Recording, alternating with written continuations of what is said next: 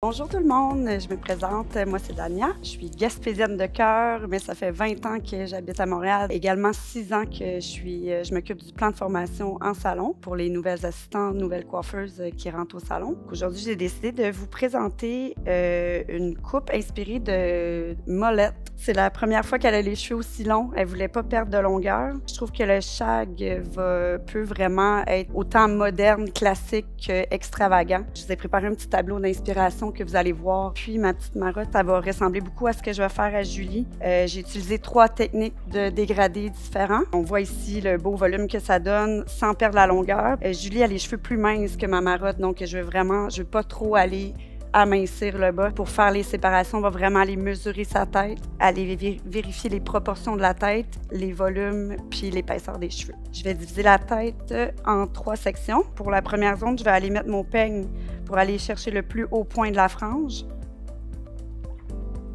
On y va vraiment avec l'épaisseur des cheveux et les rondeurs de la tête que je vais vraiment mesurer partout autour de la tête avec mon peigne, super important. Donc, on va chercher la frange et tout le côté en avant de l'oreille. Je vais aller isoler ma première zone. Pour la zone numéro 2, je vais aller mesurer encore une fois avec mon peigne. Où est-ce que le peigne accote ici? La zone en bas, c'est où est-ce qu'on va garder quand même de l'épaisseur. On va aller dégrader. On ne veut pas que ce soit trop fin. Je vais quand même prendre une partie en haut de l'oreille. Là, ici, on voit qu'elle n'a pas les cheveux très épais. On peut aller monter un petit peu plus haut. Je vais faire ma séparation en zigzag pour aller créer un petit peu plus de texture en bas. On voit où est-ce que mon peigne accote.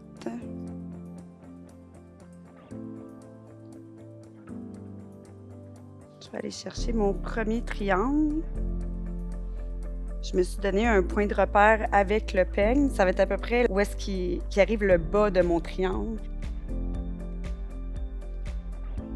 On voit bien ici.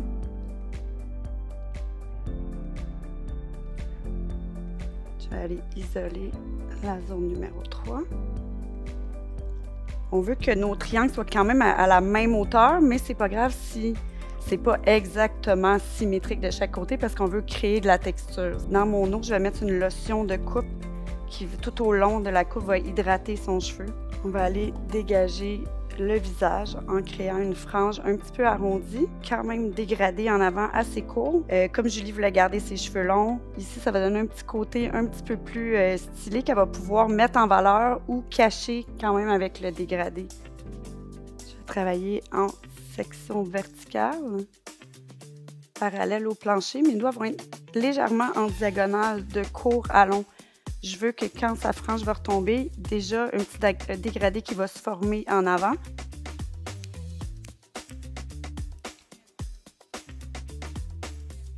Séparation verticale. Je vais ramener à ma séparation du milieu. Donc, chaque séparation jusqu'au coin du sourcil va être ramené 2 sur 1, 3 sur 1, 4 sur 1. On suit toujours parallèle au plancher avec légèrement une petite diagonale de court à long. Donc, ça va me créer un dégradé sur le dessus, mais je crée ma rondeur en même temps. Troisième section, on ramène au milieu.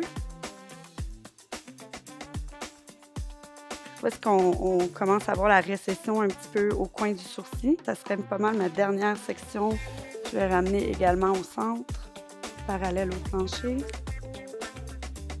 Donc, on a sa frange dégradée, arrondie. On va aller faire la même chose de l'autre côté, les 4 sections qu'on ramène au centre.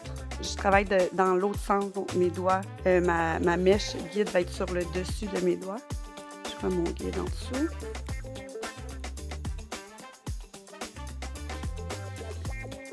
Dernière section à la récession, un peu au point du sourcil. Je vais vérifier de côté. Parfait. Ensuite, pour ce qui reste du devant de l'oreille, ma mèche guide devient la dernière mèche que j'ai coupée. Je vais aller me connecter à ce côté-ci, parallèle à ma séparation. Et je vais couper de court à long.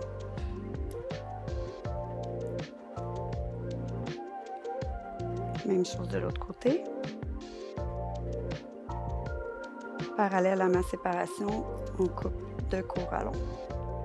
C'est important d'aller reprendre votre mèche pour garder vraiment une bonne élévation puis d'aller faire votre court à long. On a notre zone 1 qui est terminée ici. On voit la belle rondeur que ça donne. C'est sûr que je vais peut-être aller retravailler un petit peu à sec, mais selon l'épaisseur des cheveux, selon le look qu'on veut donner, c'est ça qui est le fun. On peut vraiment être versatile dans nos longueurs. Zone 2, je vais commencer au centre. Séparation verticale aussi. On ne veut pas toucher à sa longueur, faire un dégradé en enlevant juste le petit coin en haut. Je vais élever à 90 jusqu'à temps que je vois sa longueur ici. Donc, mes doigts sont à 90 perpendiculaires au plancher encore.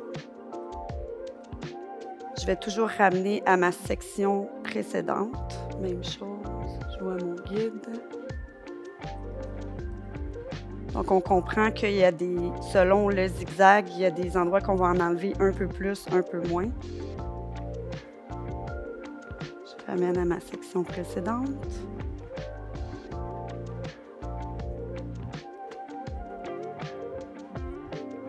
La zone numéro 3, c'est ce qui va donner la rondeur, le volume sur le dessus. Si on garde plus de cheveux ici, ça va nous donner vraiment plus une masse. Moi, je voulais quand même que ce soit fluide.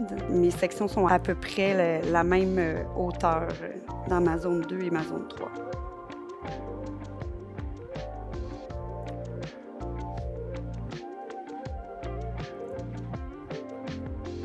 Parce que je veux qu'il y ait une déconnexion avec sa longueur du derrière. Fait que je vais vraiment juste ramener à ma section précédente. Même chose de l'autre côté. Personnellement, j'aime beaucoup travailler avec les dents plus serrées de mon peigne. Je trouve qu'il y a plus de précision.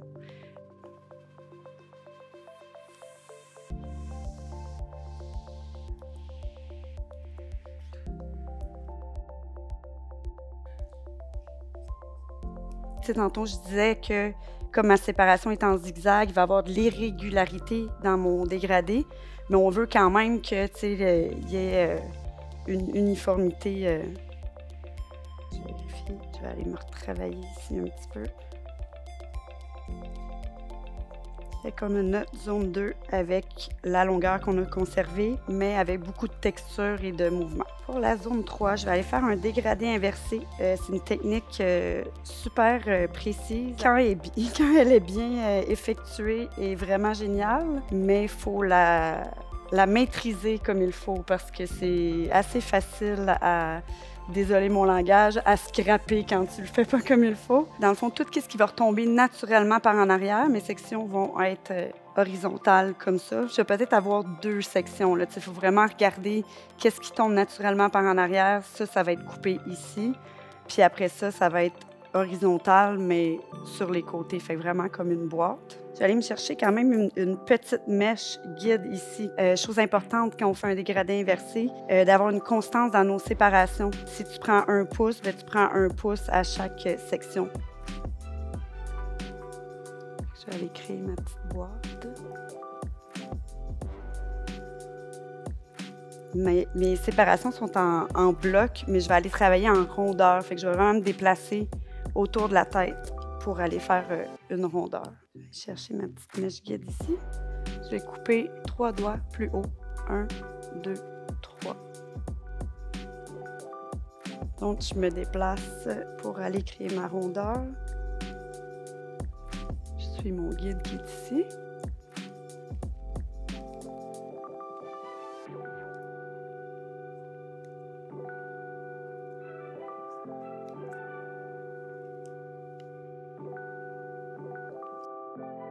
Là, bien important de vérifier parce que la dernière mèche du haut qu'on a coupée, c'est ce qui devient notre guide. On va couper 3 doigts plus haut que cette longueur-là. Environ 1 pouce d'épaisseur. C'est pas mal ma dernière section qui, naturellement, va vers en arrière. Fait que c'est la dernière section que je vais séparer comme ça. Il va peut-être m'en rester 2. Je vais continuer horizontal sur le côté de chaque côté. Je vais aller rechercher mon guide de ma dernière section coupée. On le voit bien ici. 3 doigts. 1, 2, 3.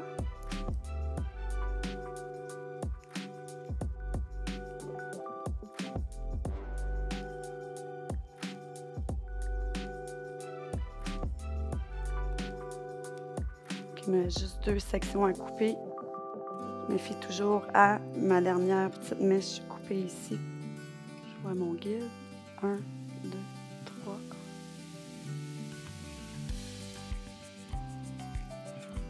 1, 2, 3. J'ai fait 1, 2, 3, 1, 2, 3. Il faut vraiment vérifier si on a la même largeur de doigts de chaque côté. On va aller vérifier de l'autre sens. Je vais aller remouiller ses cheveux avant de mettre mes produits pour faire ma mise en pli. Comme je vous disais tantôt, il y a une petite lotion de coupe hydratante à l'intérieur.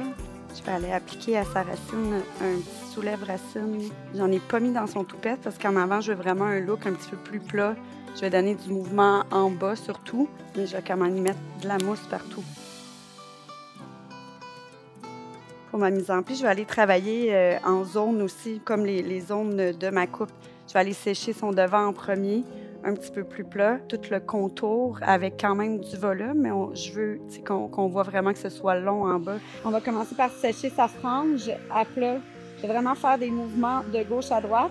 L'air de mon séchoir est toujours vers le bas. Je veux vraiment aller lisser son cheveu. Puis en faisant les mouvements de gauche à droite aussi, tu n'as pas besoin d'aller lisser la cuticule de ton cheveu après.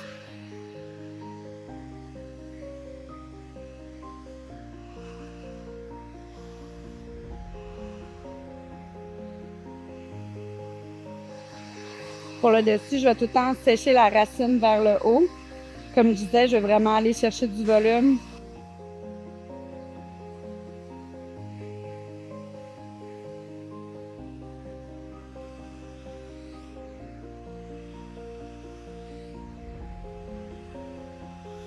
Donc, une fois que ma base est complètement sec, je peux aller commencer à donner mon volume avec ma brosse ronde. Je vais sécher presque à, je dirais, 80% au moins le cheveu avant de donner ma forme avec la brosse.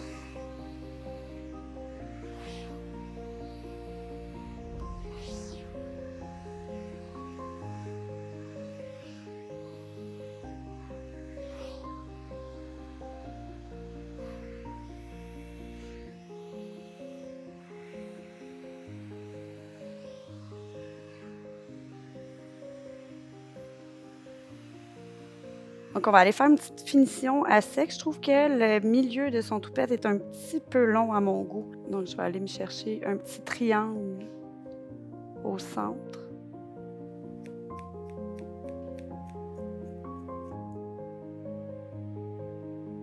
Okay. Ensuite, je vais aller pousser jusqu'à temps que je vois juste un dernier petit guide apparaître.